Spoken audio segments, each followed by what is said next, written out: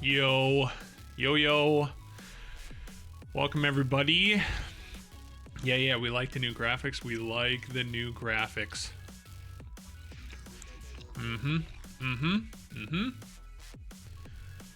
What's going on, everybody? Talking about Xfinity, huh? There you go. What is poppin'? Let's go back main screen.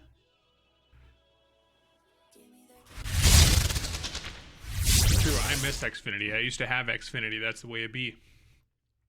What's going on, everybody? How is everybody? I'm tired as hell. Exhausted. It's been a day, but we're out here.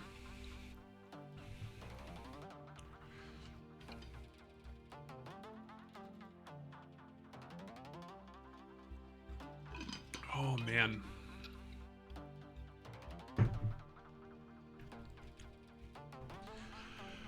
Whew. Grayson, I'm a little early. Did I break your bedtime, or are we good this time? We're 30 minutes early. It's gonna be sweet. There's still a little sun shining, a little bit through the clouds.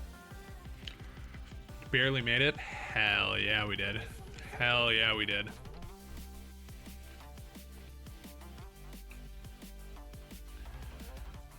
How is everybody's Tuesday? How's the start of everybody's week? Letting some people come in here. We got like 9-10 people in here so far. That's sweet. Let's see here.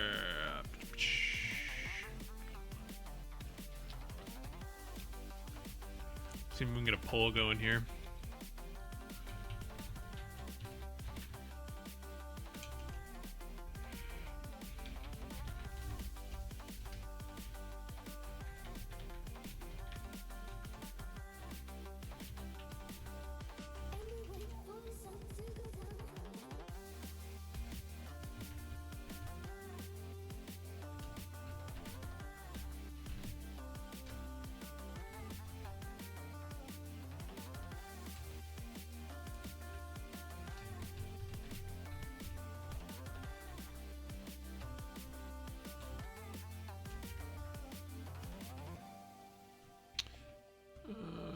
Let's see here. Here we go. We started the poll. Oh yeah, you're already in Wednesday. All right, so I started the poll. If you give a flying fuck what happens in the stream today, do the poll. Our options today are as follows. We got some automation stuff. We have, of course, Portswigger Labs. We could continue those. I think we're almost done with XSS, and then I'll leave the expert ones for later, and we can start other ones. Or there's a few different interesting bug bounty topics we could talk about, which would be more of just like a talky stream, like a talking head stream mixed with like a little bit of, Google Foo as we talk. There's a couple things I want to go over that has been the happenings that I'd be interested of people's opinion. I can show you a little bit, a preview of what the next video is going to be, and some of the stuff I'm doing. We could talk a little bit about some stuff that came up in the critical thinking Discord that I think is kind of cool / hilarious. I don't know if anybody saw the hot Twitter stuff going on about like VDP programs. We can kind of talk about that too. There's all types of choices.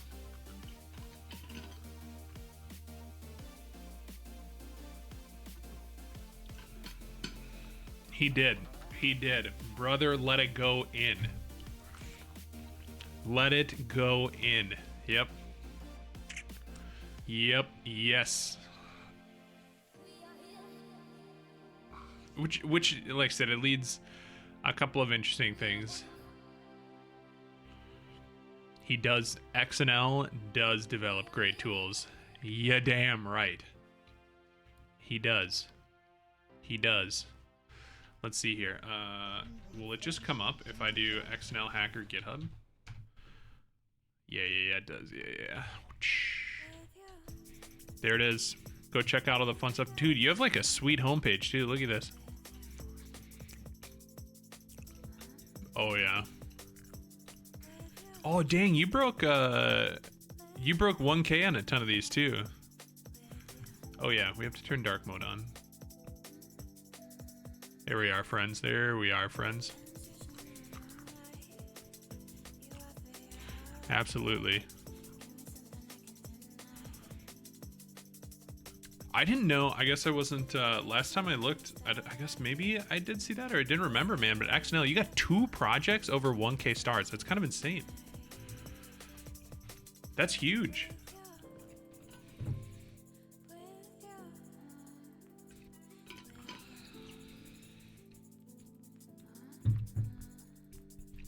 Where are we at on the poll? Oh no. Interesting bug bounty combos is winning. Oh, this part? Yeah.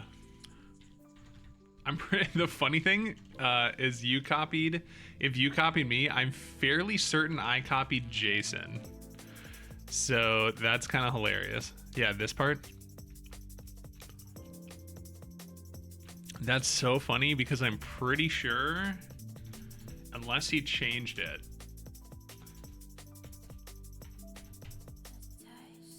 Or is he JHaddock56? I don't know. No, he's not. Yeah, he changed the color a little bit, but it's the same thing. That's hilarious. So we're just all using trophies.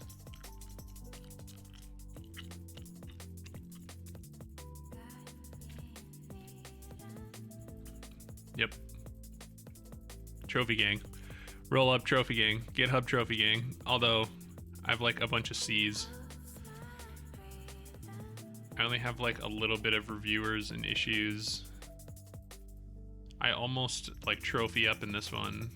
I'm only a B committer, Sag. Okay, let's see here. So interesting bug bounty combos is kind of winning. So maybe we just start that and we'll see where we go from there. Because there's a few things I wanted to go over, or that I thought we could like talk about. That would be interesting. So let's start with the Naggly thing. Let's pull it up.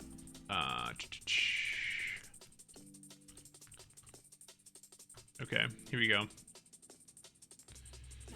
Will it let me pull it up on this screen? Or is it because I'm not logged in? Will it be annoying? No. Okay, cool. Whoa. There we go. So here's the thing, and we can fly through it. Let me zoom in a little bit on it here. So this is what it is, and we can fly through it quick for people who haven't seen it. There's a couple of interesting things that I think are worth mentioning, and like what kind of has led up to this. And I can show you kind of like what is going on too. So first of all, if we go here,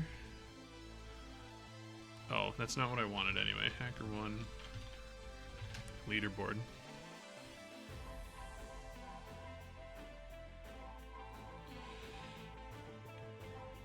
No, it's a little bit more intense. So this is still the case, which is insane, right? So if you look at this, again, if we're gonna talk about this, I'm not necessarily taking a side either way. I'm just saying what is the case, right? Like we're just gonna talk about like what it is. Let me zoom in the camera here a little bit, kind of far away. I'm just gonna talk about like what it is, right? So first things first is if you look at a lot of these, Not so much. I actually don't really know what this up and comers thing is. But if you look at a few of these, first of all, this right here.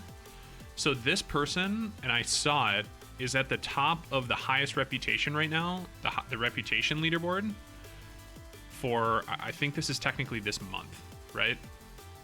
Would be, yeah, April to June. So like this quarter so far. And they're at the top. But you see impact is none. And that's because I wonder if it shows me, it doesn't show me all of their bugs, but this person is doing like VDP hunting only. But you still get reputation points for VDP. On HackerOne, you still get VDP points for reputation hunting. So how this all kind of started is, I saw it on Twitter too a couple days ago, and this didn't just start yesterday, but it kind of like came to fruition yesterday, is this person made a tweet how they're top of the HackerOne leaderboard. Like how them and I think someone else like blew it up and they're insane and all this stuff and they're top of the leaderboard.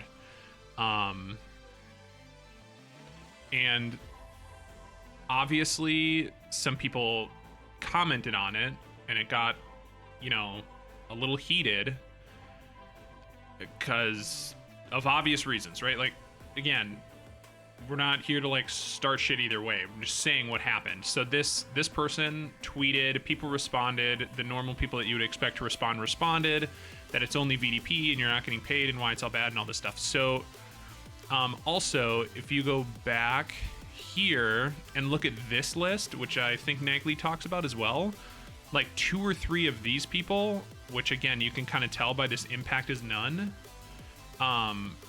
These people, like, so again, 3 of these 5 people also appear to be VDP hunters, but they're on the top for like critical reputation, for like critical findings. So if you look at like a lot of these people that are just hunting, you know, and again, I'm not sure if this no impact thing 100% means if it's VDP. Don't take my word for it. That's just like kind of how I've read it. But basically what happens is these VDP programs, so 2 years ago, this is an important part to remember, is 2 years ago, BugCrowd took away any points from VDP. So a VDP on BugCrowd is literally just what he says here. It's a see something, say something. Like it's a route for if people find a vulnerability in a program, you can report it like safely without getting sued, right? Because the big thing of why this all started is like good faith security research, or if you happen to come across a security vulnerability using something or whatever, you have like a safe route to report it and like somewhere to go and report it to the company. But it doesn't actually get you anything on BugCrowd anymore, at least like on the leaderboards and like money wise and stuff like that. Like it doesn't get you anything. I think you still get like, technically you get like bug count. Like it tracks the fact that you found a bug, I think. But there's no points. It doesn't get you on the leaderboard. So HackerOne said a while ago that they were also pushing this direction, but obviously as of right now, that hasn't happened yet. And he lists these reasons of why it's bad. Oh, hey, interesting, bug bounty combos 1. So here we go. So again, there's a mix of things. So this is kind of again like one of the opinion things. Is he goes through a whole list of reasons why he thinks it worsens the platform for everybody. Again, agree, not agree. That's his like first thing, right? And he lists a bunch of reasons why. And if you're curious about it, we'll just put the tweet in there, and you can go like read it yourself. Obviously, his second reason was that like the free labor can only find bugs on VDPs type of thing. Again, read it if you want to. It's pretty straight. Like the title makes it pretty straightforward what it is. You don't get paid you don't get paid for bugs. You can spam endless amount of reports with really no issue. List another one. And then of course, like I said, number 3 is when he gets to the leaderboards, and he, same thing, takes a screenshot of the leaderboard, what we just talked about. So he says that within Q2, there's 8 VDP only hunters on the top 100 leaderboard, including the number 1 person. And again, that person is getting a little bit extra heat, I'm sure, because they made the tweet or whatever. Then he talks about the highest critical one as well. Again, we just mentioned that. This one, I guess I didn't know. I've heard it happen before, but I didn't know it was as prevalent as apparently it is where VDPs actually have private bug bounty programs, and I knew that was the case, that certain VDP programs then had like private bug bounty programs, but apparently there's a lot of overlap in scope, where obviously you could be submitting something to the VDP that's worth a lot of money if you were on the private program, but since you're on the public VDP, you don't get paid, which seems pretty savage.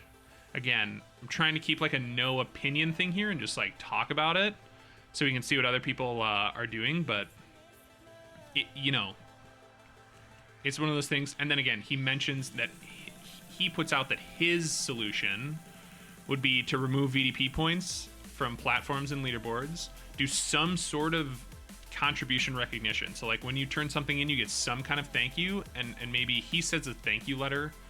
Again, people argue about that in the comments, but like the point is it's some kind of recognition, right? For like you submitted something that like helped this company be more secure, that you could maybe like flash around on a CV or something. Auto invite researchers who discover a valid bug in a private bug bounty program in their public VDP. I mean, that seems fair. No mediations on VDPs. Again, neutral opinion. You should specify that companies won't be getting time-sensitive issues on VDPs, and then kill private VDPs. So anything private would be bug bounty only. And then there's just a whole bunch of comments. And again, I guess since I'm not logged in on this browser, I don't even see it anyway. So what I mean by neutral opinion is like I'm not reading the tweet, like I'm not reading the tweet and saying what I think about it, right? Like I'm just reading the tweet for the stream to see what we think about it, right? Like are the 13 of you guys here who's listening to me rant, like do you guys do VDPs? Do you not do VDPs? I mean, what do we? I'm just curious where other people stand on this, right? What do I think about it? So I mean, it's a give and take, right? I mean, like there's some things I agree with and some things I don't agree with. I mean, me personally, I've never had like a huge drive to do VDPs, but I mean, that's, again, yeah, what you just said is something, okay, so we'll start with that. What you just said is I don't actually know if, from a platform point of view, there was a lot of people in the comments that said that they thought farming VDPs was a good way to get private invites because you get so many reputation points. If that's the case, then that changes a lot of things, right? If really just like going absolutely bonkers and just spamming reports to a VDP program and trying to get as many accepted as you can actually is like the go quick way of getting platform invites, which I obviously don't know because I'm not internal to any platform like that. But if it is, then I guess I get why people are doing it. I'm not going to say I agree with it, but I get why people are doing it. I also think a lot of the issues it creates are also very real. Again, people getting scammed out of money, like because there's a private bug bounty program that would be in scope for, but there's a public VDP so they don't pay you, that's gross, in my opinion. Again, I struggle saying that any free bug is not gross. But again, I've also never ran a bug bounty platform, and I don't know. Me personally, my personal opinion, if you really want like what I think about it, is I don't hack on VDPs for basically a lot of the reasons that he was talking about. I don't think they're very good for the growth of certain platforms. I definitely don't agree with VDPs that are like for huge companies. Like that, like these huge companies that come out with a VDP, at least a public VDP, I definitely don't agree with. Yeah, I mean, that's pretty much where I'm at. I don't know if I know the solution. I don't know if I agree 100% with the solution, though. I mean, just giving someone giving someone a thank you letter, though, for like Oh, Top Dog, what's up, man? Yeah, I mean that's the thing. It's like if Coca-Cola is a perfect example. I think Disney also had a VDP, right? I know the major league, like MLB in the US here, major leagues, MLB, Major League Baseball came out with a VDP, I think. That one's on integrity. Cuz that's the thing too, is I'm pretty sure someone mentioned in the comments that integrity also the top hacker on integrity is also a VDP only hacker. Which again, I don't really know much of anything about. Yeah, so this is a VDP, Coca-Cola VDP, Nestle VDP. Yeah, latest contributions, VDP, VDP, VDP. Is this a VDP?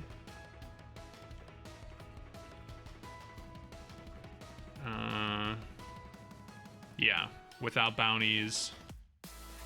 So this also looks like a... Yeah, so this looks like the current top person on integrity on their like 90-day rolling leaderboard. Yeah, see that's what I'm saying. Like, oh, this one is a bug bounty program. So one of them is a bug bounty program. The rest are VDPs. So again, I don't know, and I don't know much about integrity to be fair, but I'm curious what like.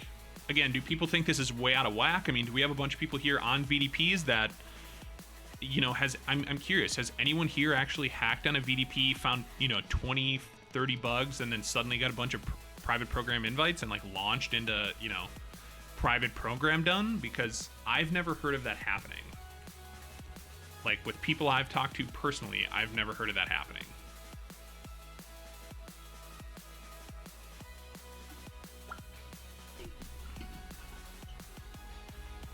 See, that's the same thing, because I also feel, yeah, I feel the same way. Is like VDPs, a lot of times, like I've messed around when I was brand new. I messed around, I don't remember what VDP it was, but I messed around with a VDP and found like a couple dupes. I think kind of VDP were like my first findings. And like that was cool, like to start, and then I pretty quickly, like I pretty quickly stopped. For patriotic hackers, for the Americans, yeah, for the American hackers, they get their own little like niche. That's amazing. America, yeah, I don't know. This is just one thing. Again, we don't have to stick to this topic or whatever. It's just something I thought I'd bring up in case anyone had either A, hadn't seen it and was like curious, because I'm sure I saw, again, I know Grayson, you said you were excited for the critical thinking episode this week. I know I saw Justin comment on it, so I'm sure it might come up in a critical thinking episode at some point. Like they may mention it. I would be really curious. I know Justin tried to call out Jobert from HackerOne and like get his opinion. Obviously there like hasn't been any at this point, but I'm pretty sure the tweet has gone fairly viral here at this point. I mean, viral in like the bug bounty community sense. Yeah, I mean, there's like 58,000 views. So that's, I mean, a decent amount. And I know a lot of people are trying to get Jobert to like, are putting Jobert on it. They're trying to like, I think someone tried to call out some people from BugCrowd too to like talk about like how it went for BugCrowd when they took away points. So yeah. So I mean, it's one of the things though of like I don't know if it's like worth. Do I think it's like? Do I think it means we should like that we should hate on someone who's like just farming VDPs? Like, I don't really think so. I mean, if they realize that they're doing free work and they really want the reputation points and they want to go for the leaderboard, I mean, like I said, you can go on the leaderboard and see who's a VDP hacker or not. Like, and maybe there's the argument that they shouldn't, like, maybe they should get their own leaderboard. Like, maybe that's the thing too, is like, maybe you don't take away points whatsoever. Like, maybe you get your own leaderboard. There's like 2 different leaderboards. So, like, I think there's a decent amount of like questions and concern. I'm not gonna say hate for sure, but they're like, because I'm not gonna like steer that at somebody on purpose, but I think there's a lot of like eyeballs that should be on like the VDPs themselves and people who just want free bugs for sure. But we definitely don't know everybody's situation who's doing bug bounty, like what their goals are out of it, all that kind of stuff. Yeah. I do stand pretty firm on that with you, Top Dog. I do think there should be something done about the leaderboard thing. Yeah, exactly. I'm not going to sit here and say like I think these people who are getting blown up on Twitter for being VDP hunters, I feel like that's not really the direction to go. It's kind of sad. We definitely don't need any more toxicity in our like neck of the woods than we already have. But I also get the frustration, but I think the frustration should be steered at the platform and the VDPs and not necessarily at the people doing them. Yeah. Well, I mean, you don't have to be a top bug bounty guy. You just have to be a human being, right? Like it really shouldn't matter what anybody else wants to do. Like, we're hackers. Like, why do we care? Right? Like the only reason people actually care, at least in my opinion, is that these guys go and end up on the leaderboard and tweet about it or do whatever. I know there was like, I don't know if this is true, so don't quote me, but I know there was a little conversation that apparently some of these people who are way up on the leaderboard, like, use their position on the leaderboard to like sell courses. And that's a whole different topic that we really probably shouldn't touch if we're trying to keep a semi, neutral and semi chill vibe here, but right? But like, if if you're going to use your position on the leaderboard on like your CV or like to sell something, I feel like there should be separate like leaderboards. That's all I'm saying. It's like there should definitely be like a VDP type of leaderboard, and there should be like a bug bounty program leaderboard. Well, yeah, no, you're 100% right. Like, obviously they're finding something that's getting accepted. Yeah. Yep. I don't pretend to know. I know people have mentioned that some VDPs might have like a little bit like, or kind of a much thinner wall as far as like what they let in and count as a bug. But again, obviously I don't know. My point is, I get the concern / upsettedness at the platform and the programs, right? Coca-Cola should have a bug bounty program. It should be bug bounty. There shouldn't be VDP after like a lot of these huge companies. I'll ride that boat all day long. Yeah, I'll ride that boat all day long. I'll fully get on that boat, right?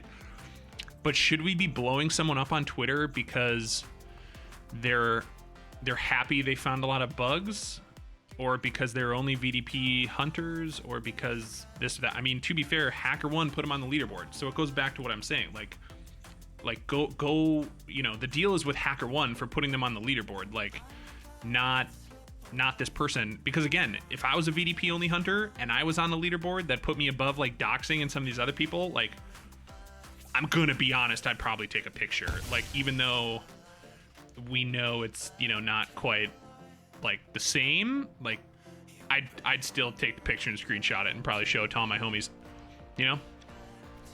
because that's pretty insane. I mean, again, like, if you have that many points, it's cool. I mean, you found more than 0 bugs, period. So I mean, it is what it is. Yeah, I mean, it is, like I said, I 100% understand. I 100% understand. Holy crap, Dimitri Maxim off dev sex.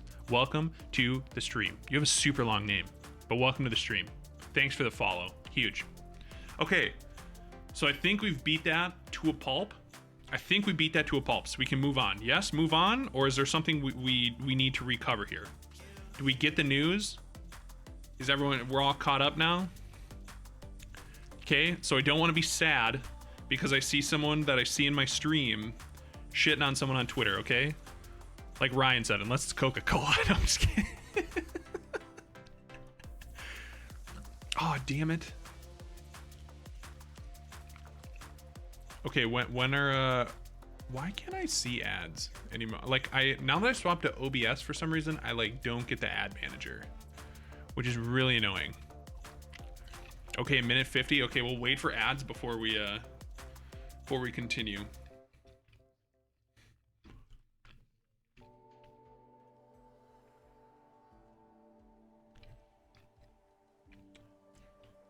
True, true.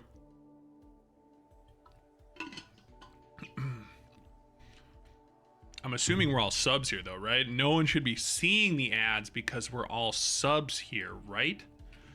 If any of you guys have been in the stream like the past week or so, like last week, I know like a bunch of people like Jason and Gar and a bunch of people came in and gifted a ton of subs. So my sub count will probably plummet next month when I don't have like all these super amazing people like just coming in and like gifting subs just because, you know, they're epic. But that's okay. Are we done now? We gotta be close. We gotta be getting damn close here.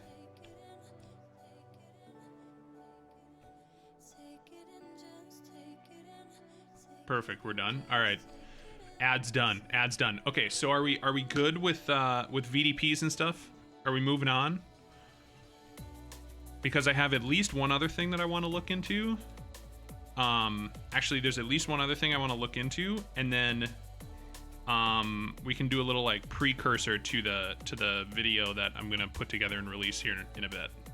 We can do a stream exclusive. All right, I don't see anything else about VDPs, so we'll move on from the VDP conversation. We've beat that horse, okay? So another thing that was interesting is I don't know anything about this platform, but someone brought it up in the Critical Thinkers Discord, and I was looking at it, and it's insane. So this is the Yes We Hack leaderboard. Again, I don't really know much about the platform, right? But it seems cool. That's all I'm gonna say. I don't really know much about like what programs are on here, but I'm kind of interested. Anyway, that's not why we're here. Okay, so we're here for this person because someone was talking about this person. And if you look at this. This is their like hacktivity. So someone called this out in the Critical Thinkers because it's absolutely insane. Like, look at this. This is someone's like hacktivity. So they turned in something somehow. Okay, so they must be in a different time zone than I'm in, I'm assuming. But like, look at how many submissions there are in one day. This dude found 1, 2, 3, 4, 5, 6, 7 cross-site scriptings in a day. That's insane. That's what I'm saying. Like, how, like what? So there was a whole bunch of people talking about it. Not a whole bunch of people.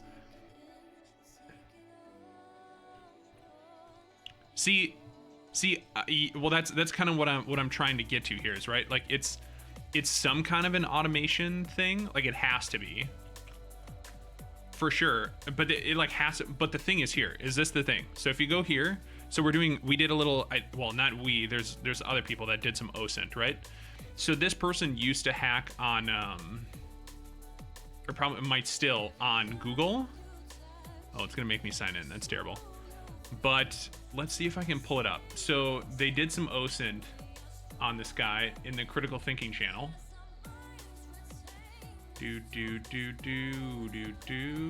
Where is it?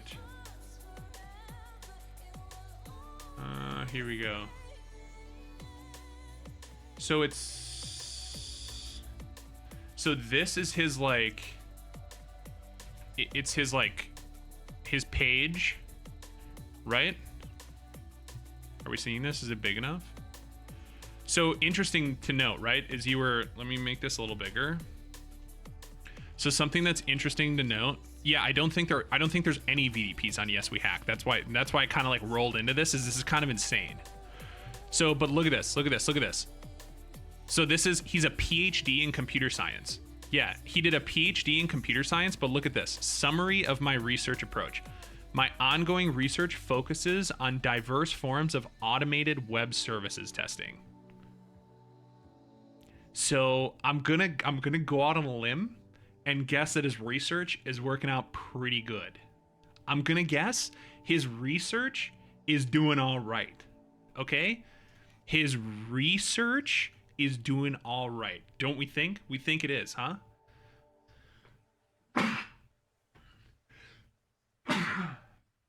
Excuse me. Yeah, he was top 10 in Google. And he found like an XSS on like one of Google's like main apps. And like people were saying, people that like knew something about him or like had seen his reports or something. I don't know if you can like read his activity or if there's like disclosures or whatever. But people were saying that he like some of his stuff was like definitely manual because it was like in authenticated parts of the app. So it's probably like a mix. But I mean, holy moly, huh? Like, so who's the second person? Is Go Diego? And I mean, 200, like, huh? Is there a way to do like all time or something on this? Oh yeah, here we go, all time. Yeah, like what? Like that's insane. This is why I want to do like the, you know, this is just another one of the, again, I don't like, it's awesome for him. Like this is pure, like this is not, there's no drama here. Like this is just insane.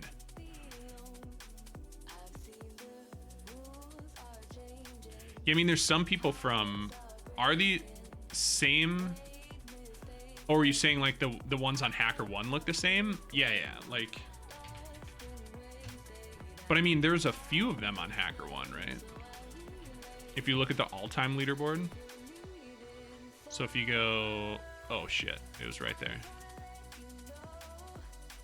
Yeah, I mean, but like that's like, I mean, semi-close-ish, no? Like yes, after it like drops pretty quick, right? Like the difference between Today Is New and Net, but I'm pretty sure Today Is New is like multiple years. I mean, yeah, like the gap. See, this is the thing, right? Like this is the thing, right? Like there's obviously, this is where I struggle with it because I know a lot of people, especially like the critical thinking folks, talk about like manual and getting intimate with the app and like all this stuff. But like, damn. Right? Like that's, yeah, oh, that's a good point. The point difference between 1 and 2 would put that person in like 4th or 5th place, yeah. Because what is that? That's like 73? Yeah, so that would put you in 4th place. But what are they hunting? What do you mean, what are they hunting? Like what type of bugs are they hunting? Is that what you're curious of? Because I don't think like a lot of the, because I actually don't, I mean, try to hack, oop, where did it go? I actually don't know this try to hack person. Does someone know this, who this is that I like don't know? Holy moly, bro. Oh my lord. I mean, that's like has to be automation, yes? Like there's no way you're manually doing 6,000 whatevers, right? But yeah, I mean, if you can't tell, a lot of this is obviously from private programs. At least for this person. Let's see. Yeah, I mean, a lot of private programs. Ooh, but Epic Games though, 11 hours ago. That's cool. I'm pretty sure like almost none of these. Okay, Ryan, come on. Don't stir my pot, dude. Don't stir the pot. Like that's what I mean. It's like, but obviously, like you're right. Again, I've never heard of that. Maybe that's a thing. Maybe it's like purely reputation points to get invites. I mean, I don't know. Yeah, there's a lot of private programs here. But then there's a lot. The other thing I've noticed is there seems to be some some like similarities. Like Yahoo seems to be in everyone's thing here. Yahoo's here too.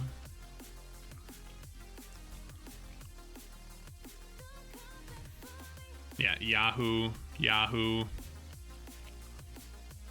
right here. So that's his like most reported, it looks like, is Yahoo. And he's only number 4. Who's number 1 then?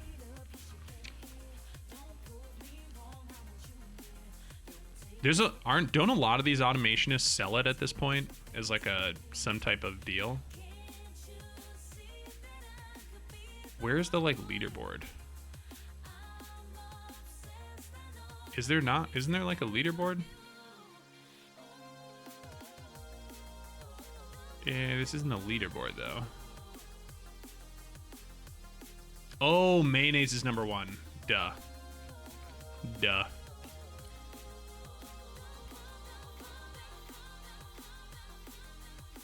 Yeah, I mean, there's a lot of big names in this list. That's all I'm going to say. There's a lot of big names in that list. It's just interesting to me. Because I'm curious, like, what... I'm just curious, like, how many of these people use... Like, I'm curious how far... and I would never know, because I don't know any of these people personally, obviously. But I'm curious how far down this list you have to go before you find someone who does no automation. Like, short of, like, maybe, like, Subfinder. Right? But, like, at what point do you get to someone who is just, like, a land on the main app and manually hack person? Like, I'm curious what point, like, down this list you get to before you get to someone who's, like, not a, like... Look at number 2 for Yahoo. Who is number 2? Doggy G? Yeah. Does he still do bug bounties? He got 9 reputation in the last 30 days.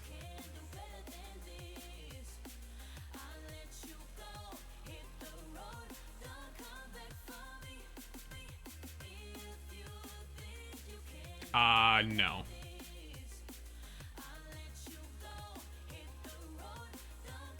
I don't think so. He's not like I don't think he's like an automationist, but I'm pretty sure I met him once. I did meet him once in person, and I'm pretty sure there was a lot of like fuzzing and brute forcing. Like both for subdomains and then for like directories. Again, I guess now that I ask, I mean, Doggy G is probably the closest, right? But that's what I'm saying. So like where like, yeah, sure. That's what, okay. So even if you don't count subdomains, like, but that's what I'm saying. Like, where is Doggy G on this list then? Like overall.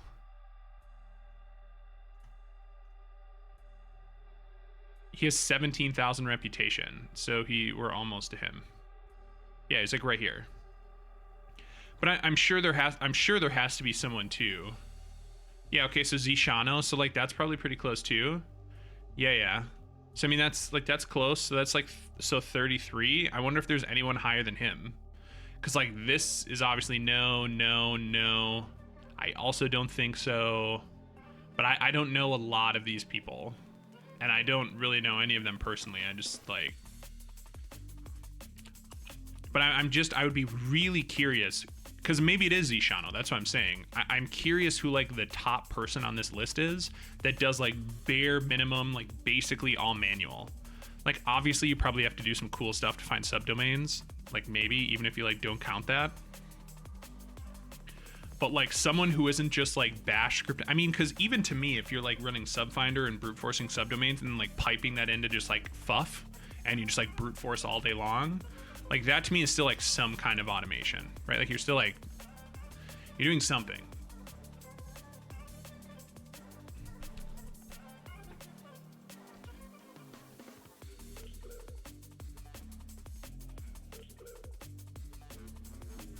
I mean, yeah, I don't know. because again, when you say like if you're not fuzzing shit, like I'm pretty sure Zishan was mentioned a few times that he doesn't just like spray fuzz. It's like selective fuzzing when it makes sense, but he doesn't just like find subdomains and fuzz every single one with like a huge word list. I don't think, again, who knows? I shouldn't say he doesn't or does do something. I'm just pretty sure he's mentioned it before. Anyway, that was one thing I wanted to mention, was because this came up and it's insane. Like this guy, because I like, yes, we hack doesn't get the amount of attention that like HackerOne does, right? So like, that is Naffy. Naffy was talking about that, and he was on the leaderboard. He's like NN Wakeham or whatever. He was like, him and Shubs were like right next to each other.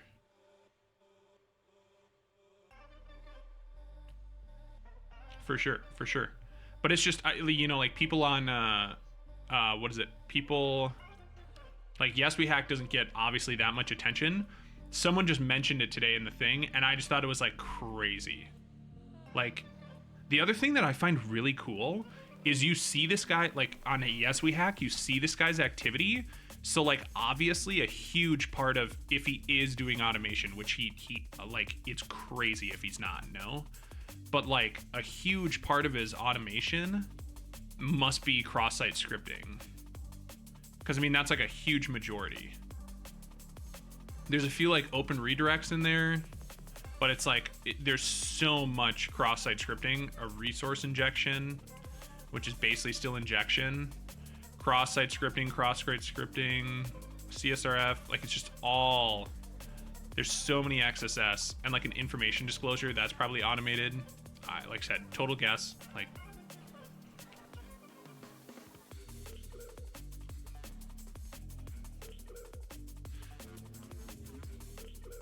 yeah, I mean, yeah. Because I mean, yeah, look at this, like he has April 15th here, 15th, there's like a little gap, and then there's a big chunk, the 12th and 11th, 10th, 9th, 8th. Okay, so he's got a big stream. I mean, like the 8th here, he found 1, 2, 3, 4, 5, 6, 7. I mean, could you imagine like you found and submitted 7 bugs? And again, Yes We Hack, as far as I'm aware, does not have VDPs. Like that's kind of wild. Kind of wild. I'm just saying, like, it's just kind of a cool shout out. Again, I don't think he's like super active on Twitter. He does have like some websites floating around and stuff. But I mean, it looks like he doesn't tweet a whole lot. Unless this is just like my thing on whatever that's fighting it. Because I'm not logged in. Yeah, I mean, it looks like the last time he like posted or reposted anything was like 2022.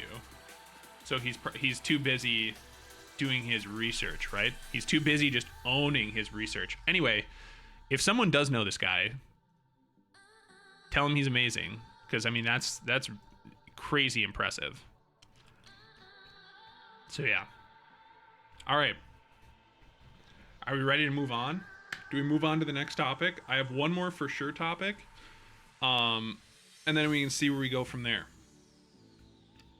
One more for sure topic, and this one has to do with me, so we're not talking about random people.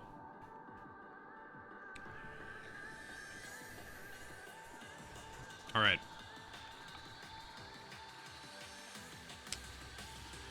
Let's see here. So, let's see if I can... I'm going to close the main monitor right now so I can pull it up here quick. Just in case, because I'm not sure like what is all going to come up here. Okay, very cool. Okay, we should be able to bring this back here.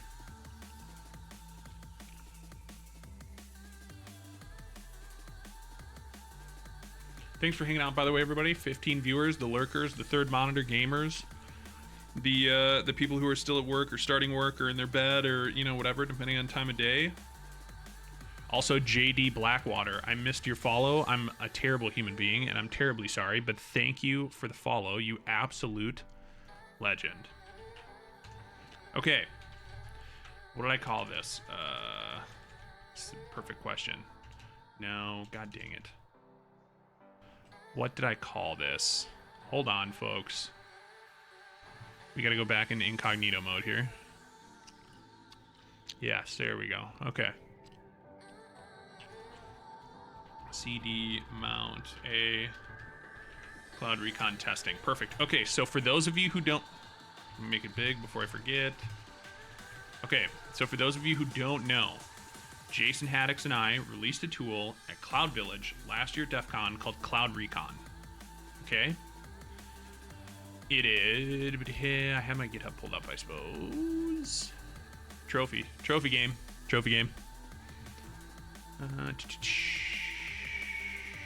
Cloud Recon. All right. Here it is. All right. Basically, it's a certificate scraper. Find assets from certificates, scan the web. All right.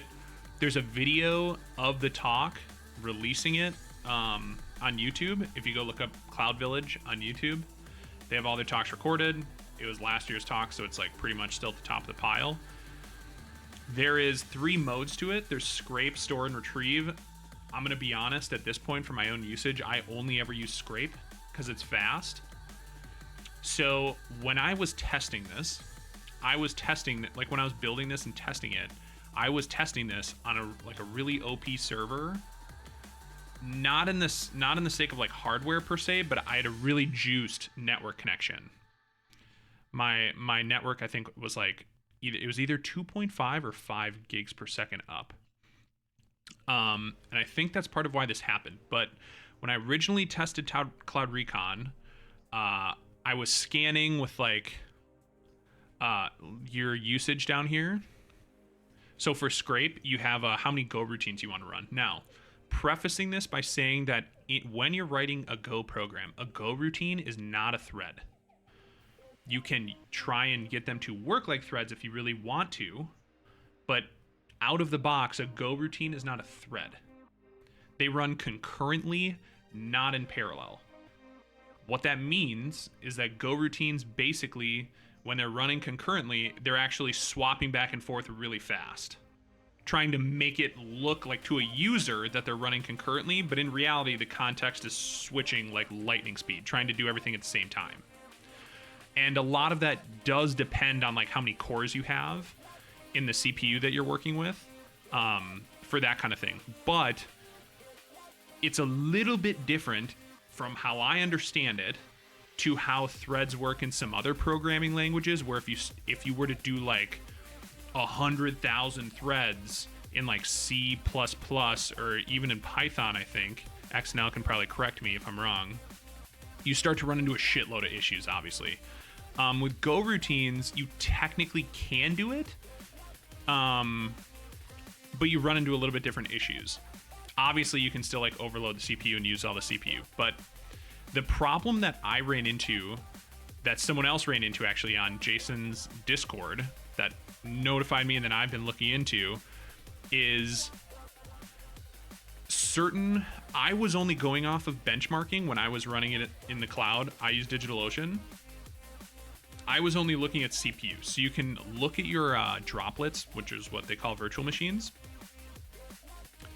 and you can look at how much CPU usage you're using. So I would do whatever many not threads, right? I already messed up, right? Yep, shout out Bobby K. Bobby K, if you are here by like some weird chance, shout out Bobby K, right? I was like ramping up my concurrency until I was using about 80% of the CPU of the machine that I was on. And I was using like a $40 DigitalOcean box. And that actually ended up being like a 90,000-ish was the number. Something like that. It might have been like, it was like 80,000 to 100,000, something like that, which is why I picked 90,000 for the middle. The point is, it doesn't, you don't get any errors when you do it with that, and you get a ton of results. You get millions of results, right? The problem is there's a lot of things under the hood, both your contract table, like your actual operating system's contract table, spelled CONTRACK, like that. You have contract tables, And this is what keeps track of like your ingoing and out, like your connections, obviously. And then obviously you also have a certain amount of network bandwidth. And using packet tracing and all that kind of stuff, what I started to notice because of our boy Bobby K, shout out Bobby K, is that how it actually works with the way Cloud Recon runs or is coded or whatever is that you don't get any errors. It just quietly drops the packet and carries on. Right? Like you just don't get a result, it times out and you carry on. Right? So this is first of all some of the testing I did that we're going to talk about. Let's blow this up here. Okay? So this is, let me blow this. There we go. That's the button I wanted. Does that look big enough? Are we big enough here? What if we make full screen? Oh yeah. Oh yeah. Okay. So in these columns here, on the right, you're going to see just the file name. This is all ran over the same IP space with the same timeout, right? So I have found personally with testing I'd done previous to this, that if you keep a 2-second timeout, I've never had any problems as far as like losing results. 1 second, I really haven't either, but there was like one weird run and it probably had nothing to do with the timeout. It was probably something else, but like it freaked me out. So I stayed at 2. But so you'll see here, this number here on each one is how many Go routines I had running with the program. So what this tool is going to do, Cloud Recon, is it goes to port 443 and tries to scrape the certificate and then get any domains. For each certificate that it finds, it's going to print a JSON line. JSON line format, because I'm using the JSON flag. It's going to print a line of JSON line format, and then it's going to go to the next one. And it just does it as fast as it can. It just does the TLS handshake, grabs the certificate, takes it, and you go, right? And the reason why you want to do this is because you might get unsigned certificates, you might get like all different kinds of stuff that doesn't show up in cert.sh, because cert.sh is only like registered trusted certificates. You'll get like ephemeral assets, all this kind of stuff. Anyway, for a testbed, I ran this on all of AWS's IP space, right? Which if you watch the YouTube video, there's a guy named Lord Alfred who has a repo that's consistently updating with all the IP ranges that's grabbed directly from AWS's, Azure's, GCP's, like their website. They publicly post their IP ranges. So this was across the same IP range for every single test, with every single one had a 2-second timeout. So the only thing that changed was the amount of concurrent Go routines that was running, right? Now, I posted this because for some reason the 10K one is like weird. Like it dropped down. I don't know why, but I left it in there. But if you notice, when I ran 90K, which is what I was normally running, I thought it was right around 90K. I got 3 million results. I got like 3 million certificates. So it was working some of the time. But what actually would end up happening, from what I think based on packet capture and whatever, is that my network bandwidth got too used up, or my contract table got full or whatever, and I started getting a bunch of timeouts and a bunch of drop packets and whatever, and the tool just like quietly keeps going as that happens. It doesn't like blow up and panic and error on you, because you're going to get a lot of non-responses naturally, so it can't stop just because something didn't respond, right? So then when I dropped it to 20K, from 90K to 20K, like almost, like actually more than a fourth, my results like over doubled, right? So now with the same IP range, running the same tool with the same IP range, I was able to pull about 8.5 million certificates that all have domains in them, right? I ran 10K, and the first time I ran 10K, I got almost the exact same result. I got like 8,300,000 something. I ran it again, and I got this like 6 million number. So I don't know if it like ran overnight or did some like weird stuff or whatever. But I left it in there because it kind of like didn't do much. So I dropped down to 5K, and I ended up getting like almost a million more, like 800,000 more, which is what, like 1% more, I think, at the end of the day? Or no, there'd probably be like 10% more. 10% more at the end of the day. going from 20K to 5K, another like whole fourth, right? Now, I was really psychopath, and I went to just straight 500, just like a really small number, and it just like plateaued. So what you can't see on the screen is I also tried like a 2.5K and a 3K, and they all plateaued right at this like right around. I didn't get anything more than this like 9,300,000-ish thing. So it's fairly safe to say. So what that tells me is like 10K was still pretty volatile. Of like one of my runs, I ended up getting pretty close to this 8 million number, but not a 9 million number. And obviously one of my really bad runs, I only got this like 6 million number. So it was still kind of like all over the place. I ran 5K again and got almost the exact same number. Obviously not the exact same because stuff goes up and down all the time on the internet, especially on AWS, but I got almost the exact same results. So what I can conclude is with the box I was using, which is the like basic DigitalOcean boxes. If you go just start a droplet and do basic, any of those, like as far as network bandwidth, all of them have the same network bandwidth, right? Now the CPU and stuff matters, and I think to run 5K threads, you need like the $12 one. God damn it, did we do ads again? Can I snooze them? Why can't I snooze them? Let's see if we can, let's see what I can do here. Creator dashboard, stream manager. Oh, mine is saying they start and they're done? Okay, did I manage to snooze them? I might have actually snoozed them. I don't know. Either way, we're back. So yeah. Ad break is still 35 seconds. Okay, we'll wait just to be sure.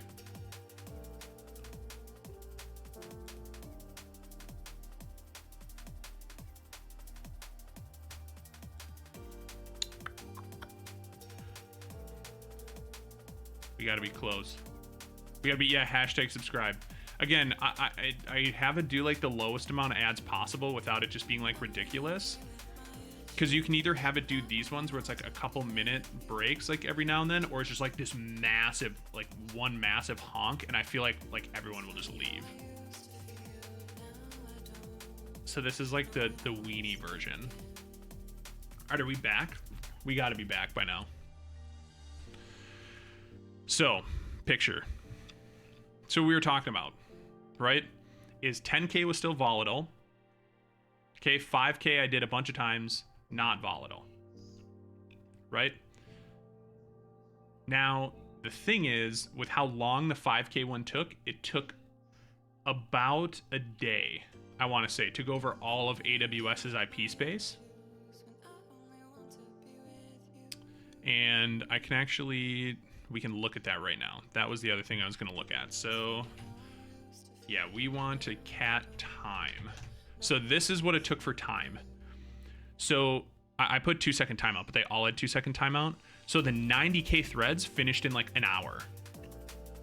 Let's see if I can. Right, so the 90K threads finished in like an hour, but it only gave me like 2 million. Only 2 million, but it gave me like 2.8 million. The 20K threads that got me like the 8, that got me, you know, the 8-ish million or something, took about 4.5 hours. 10K actually finished faster the second time, but it found way less. So for some reason that was like all weird. But oh, I was wrong. So the 5K one actually didn't take a day. It took about a work day. It took about 8 hours to go over all of AWS's IP space.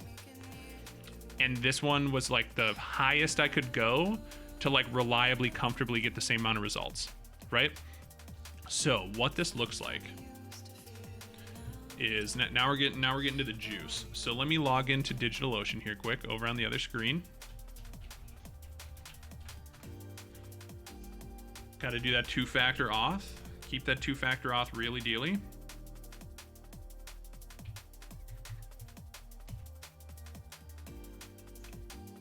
All right. So this is what I'm doing now.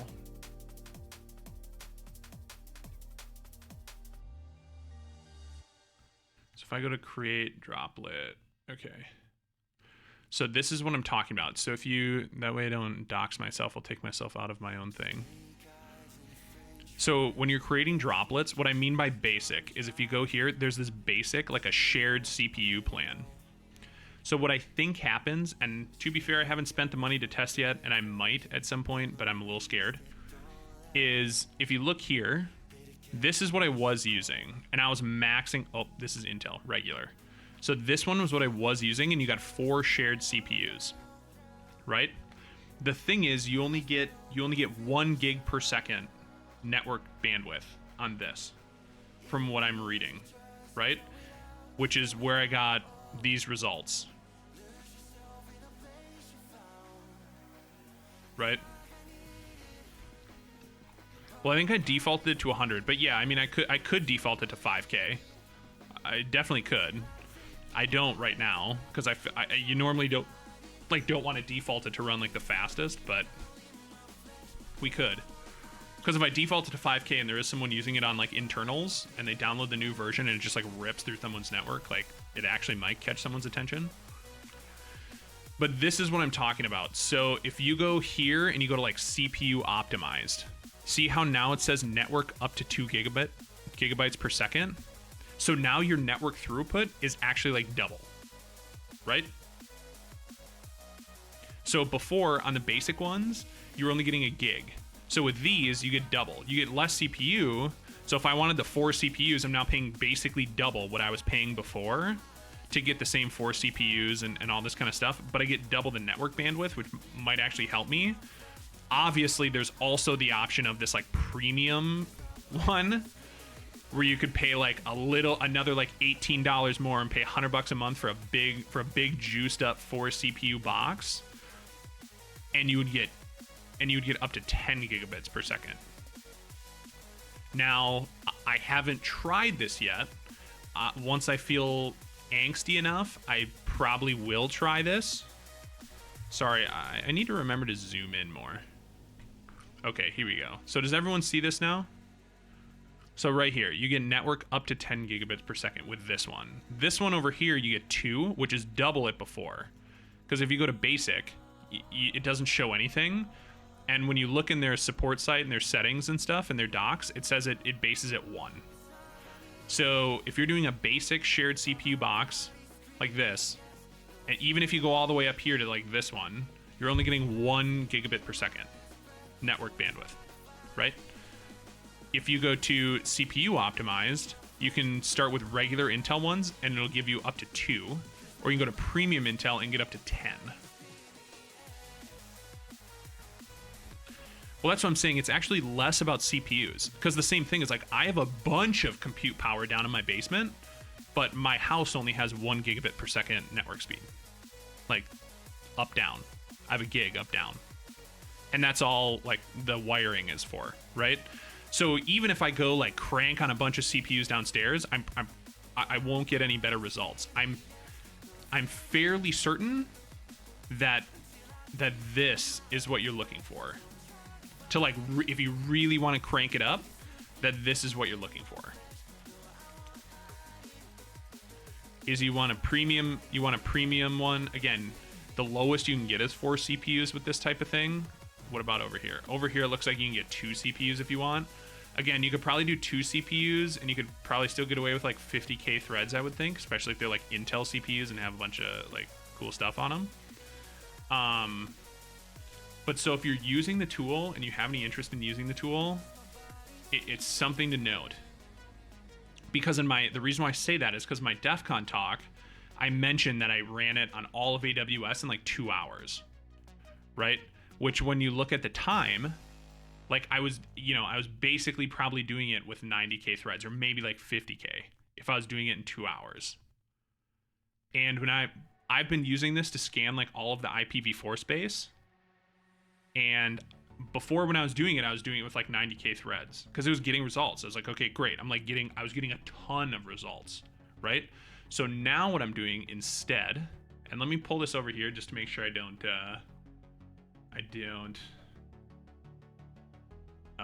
dox myself. Do I have mono snap on? No, I don't.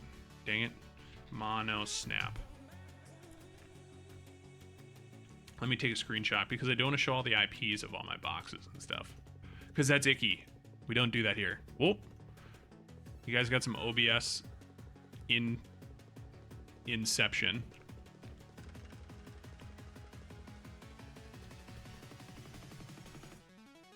So now I have this. There we go. So this is what I have running right now. Each of these are a $12. How do I zoom in? Right, so I have 4 Cloud Recon boxes running. Each of these is like a $12 box. So I think it's like 48 bucks total a month if you wanted to run these. So these each will run Cloud Recon. What I did is I took all the IPv4 space that I want to scan, other than like the sections of the IPv4 space due to RFCs and whatever that like aren't worth scanning or you don't want to scan. I took all the rest of the IPv4 space and I split it as evenly as I could, like number wise, into 4 groups. With each group, I think had like 500 million domain or IPs, or it's either 500 billion or 500 million. I think it's like 500 million or something like that. Let me see. Let me look at my list here and see what we got.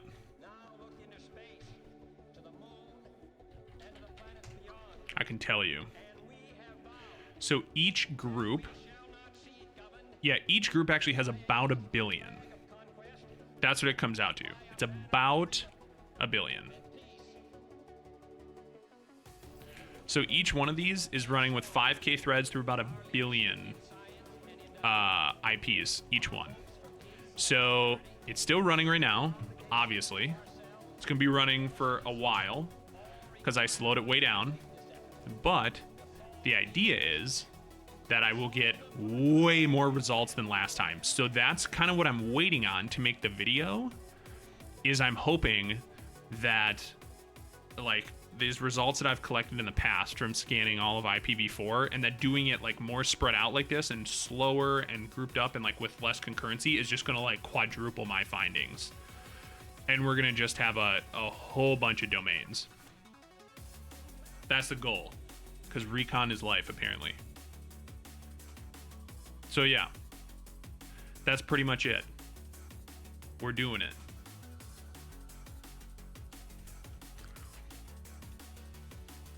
So let me see here. So right now, these 4 boxes are running, and they're $12 boxes, so I think they each have like 2 CPUs. And with the 5K threads, they seem to be steadily chugging along, anywhere between like 20 and 42% CPU is what they showed. I'm using about 30% of the memory on those boxes, and it looks like my bandwidth is like pretty good, that I'm doing all right. So yeah, doing it well. So to be honest, one of the things that like I'm doing quite a bit right now, that if anyone is interested in recon and wants to do it, is gonna do, I run Cloud Recon. For sure, I would recommend doing it against all the cloud ranges, because that's just free wins. Obviously, a lot of people have stuff deployed in cloud ranges, and it's much faster. You're gonna get more bang for your buck too. The hit rate is way higher in the cloud, obviously, because you know most of that. Like, because again, you can go into AWS and not only can you see like, oh, this is AWS's whole like range of cloud IPs, they actually list it out by service too, right? So you can see load balance, EC2. So you can go and grab all of the services that might be used to host web services and just scan those if you want to be like really specific and really fast and get like the most hit rate for your effort. And I think Azure and GCP do the same thing. But you could just do that. I personally am going to try and scan all of IPv4 because you can, right? Again, other than like certain like ranges that you just don't scan because of RFCs or whatever. But then the other one, so I use this at the same time I have this running, which is my newest tool, Gungnir. This is basically scraping CT logs. So basically between Gungnir and Cloud Recon, I'm trying to pick up basically every certificate that I possibly can, because I'm hoping they just all have domains on them. and I'm grabbing those domains. So something I would keep in mind too with this, that some people have talked about in certain discords as well, that I'm trying to implement on my end, is if you find a certificate, especially if you find a certificate on a website with a wildcard in the certificate, like in the CN or in the SAN, there's a wildcard. That is a very good candidate for finding the origin IP, and then using like FFUF or something else, or like GoBuster I think does it, and doing vhost scanning or like vhost brute forcing with a list of domain, like just some kind of subdomain list, right? Especially a list of the same subdomains like from other certificates. But if you find wildcard certificates, obviously that pretty much tells you that they're using that certificate across a lot of things, right? Like that's the whole point. So keep that in mind. Like, if you do some of this stuff and you're like scraping certificates, don't just throw away wildcards just because like they're not a perfect subdomain that resolves right away. I would maybe keep those and keep them separate, because that gives you an idea of like because no one would make a wildcard certificate, I mean very rarely, for something where there aren't at least a couple, if not a whole pile of subdomains there, right? That's just someone making their lives easier by managing, one cert. But so there's that. Keep in mind, like vhost, good for finding wildcards, etc. Again, same thing with Gungnir. It runs, pipe it into whatever you want.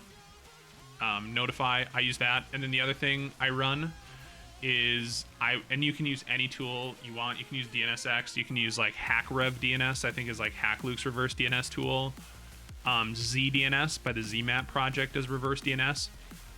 But another IPv4 wide scanning that I would do, or like I said, bare minimum across the cloud ranges, I would do reverse DNS across all of IPv4. All it is a DNS request. Reverse DNS is using PTR records, which basically does reverse DNS. So you from an IP, it gives you a domain, right? So you just cruise through all of IPv4 space, reverse DNS, and see what PTR records come back. Those will have domains in them. You can keep those domains as well. So between running Cloud Recon across the whole IPv4, constantly running Gungnir, so you have like an up-to-date picture of what's coming out of the CT logs, and doing reverse DNS across all of the IPv4 space, you would get a pretty good picture, in my opinion. Like that's a pretty good start for what is out, like for an actual snapshot of the internet, like what is out there right now. Again, it's not passive, but it's also not just completely brute forcing. You're not just brute forcing every root domain with like a list of 6 million possibilities. Again, the possibilities are endless, right? You could take these tools, you could collect subdomains with it, do a run or two with it, and then when you have a whole list of domains, you could cut them out and save all the subdomains and make your own custom brute forcing list of stuff that you've already seen on the internet, and then brute force that against all the other root domains. It's really up to you.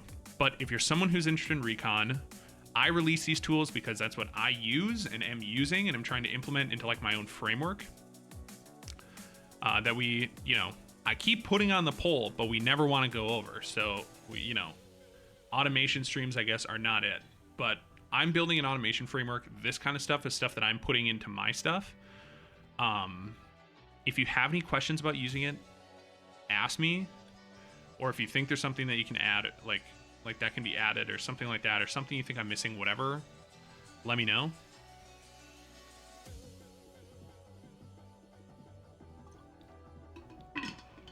But yeah.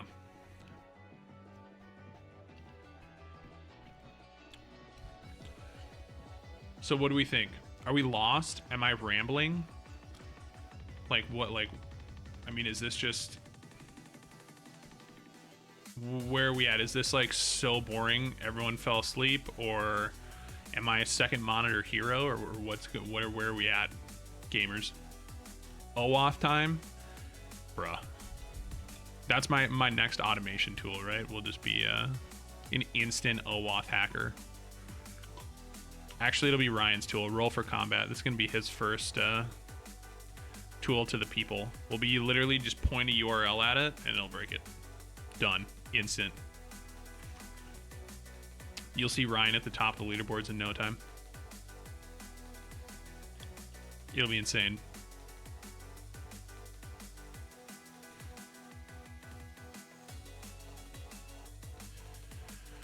Okay, so here's where we're at then.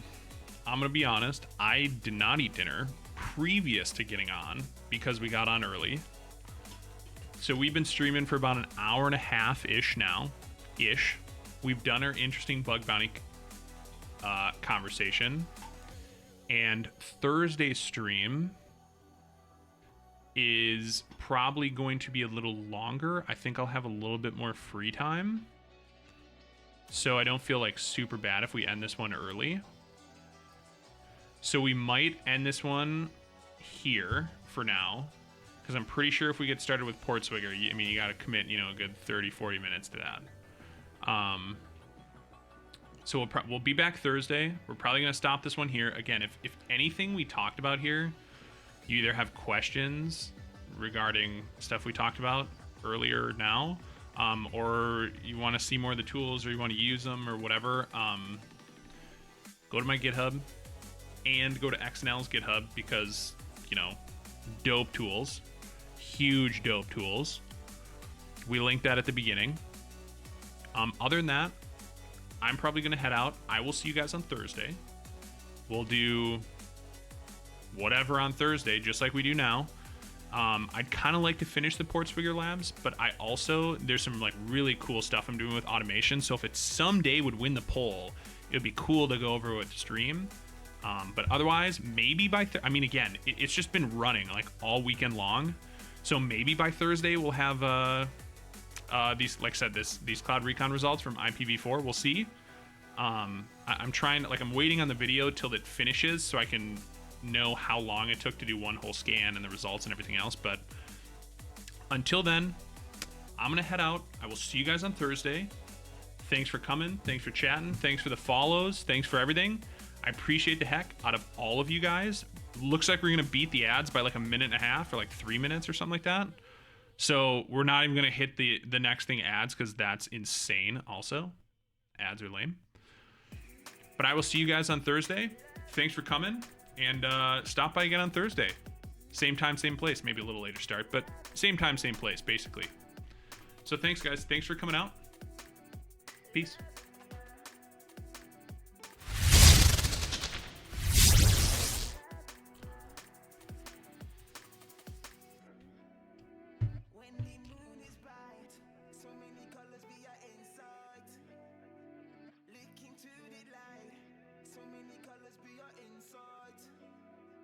When the